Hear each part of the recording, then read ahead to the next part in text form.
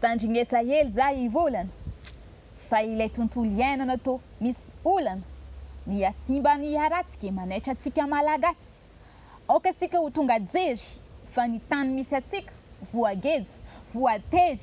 no netraketraka ataotsika izay ny mahatonga azy tsy ho tomika tandrovitsika dio ny tany ho an'ny zanatsika ihany ny zavaboary izay ary tananjanahary adiditsika jiaby ny miaro izany indrisy mahonena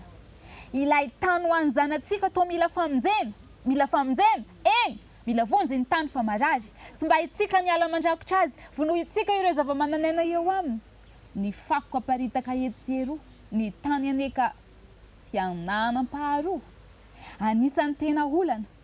tô lasa fanariam-pako ilay trano be iombonana 𝗫𝗵𝗁 za miteny mbola tsy tara raha zao vao tonga jery anao vao fomba fijery atao vady manomboka izao manimba ity tany misy anao ity tany iainanao arovy ny tontolo iainana mba ampirindra ny fiainana tandrovitsika dio ny tany ho an'ny zanatsika ihany karakara odian'izao mba tsy hanenenanao Ndao amboly azo mba misy alokalofan'ny zanatsika any indray andro ezao ahena ny fako ary mampiasa 𝗵𝗵𝗁𝗶 ny fako afaka ahodina ihany koa mba ahazoana vokatsoa atokany izay plastika fa amin'ireny mbola maro ny zava-bita ny dory tanety sy ny tavy aoka izay azafady tadideo ilay tenin-drazana fizay mandory tanety mandory tanin-drazana ry namako ny fitandronan'ny tontolo iainana aza atao akaso fa sao dia variana amin'ny hoe andraso jereo ny zava-miseho amin'izao fotoana betsaka ireo mitaraina honoana tsy mamokatra ny tany nitondra drano manadary ny dory tanety sy ny fahasimban'ny ala ny fisika tô mbola misalasala ny fiovahovan'ny toetrandro izay tena mampiditrandro ny aretina ny forona 𝗵𝗇𝗎 dia noho isika tsy mivaky loha ny tany karakaina ny zavaboary mialaina ke zao ny afatro amin'se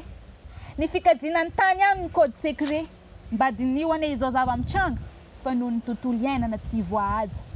arovy re olona amin'ny tany sao manko azahoantsika tsiny amin'ilay zanahary ilay naharin'ny zavaboary teny atsipy amin'ny manam-panahy arovy ny tanitsika ry zavavy ry zalahy